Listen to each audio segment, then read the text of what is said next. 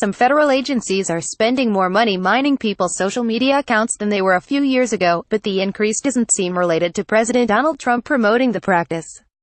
Since Trump took office, his administration has rankled privacy advocates by proposing to thoroughly vet immigrants' and visitors' social media accounts to root out potential terrorists.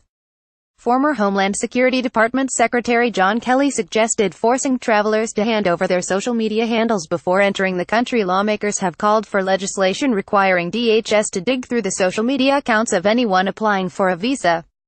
In fact, DHS has been increasing its social media spending over the past few years, according to government contract research firm Interkin, which estimated that DHS awards and grants mentioning social media analysis reached about $750,000 in fiscal 2017, compared to about $100,000 in 2014.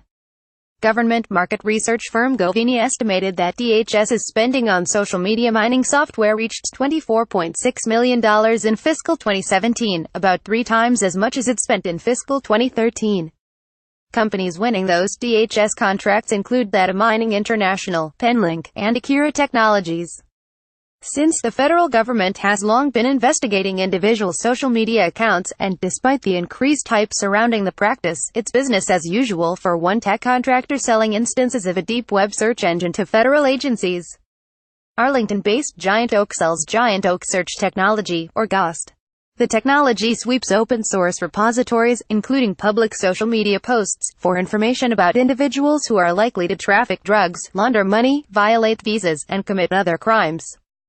Giant Oak entered the federal market 4 years ago, and has public contracts with Immigration and Customs Enforcement, part of DHS, as well as with the state and Treasury departments.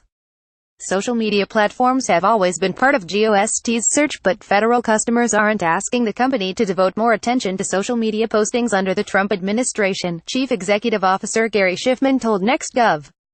In his view, the demand and interest in social media hasn't changed. It's this understanding that you can exploit the internet, the open-source intelligence, much more quickly and cheaply than we previously knew. Schiffman emphasized that Giant Oak does not take on fake personas or evade users' privacy protections in its search, but can use various information sources to triangulate the identity of a person of interest. If a known bank robber has a Facebook profile, almost never do they post on their Facebook profile that they robbed a bank, but they might have a picture of them standing in front of a new car, he explained. Through other data sources we might discover that this person also robbed a bank. Thomson Reuters and LexisNexis offer similar services with their deep web search engines, though Giant Oak's is unique because it learns over time what search results a user finds relevant, and adapts future search results accordingly, Schiffman said. Schiffman expects to gain more traction in the federal market as analysts begin to understand that searching public networks, instead of relying on classified government information, can expand their knowledge base. The intelligence community has to accept the fact that there's so much more information available now than maybe 5-10 years ago, he said. And while those analysts' classified information sources will never go away, that becomes a smaller piece of the pie every year because the pie is growing.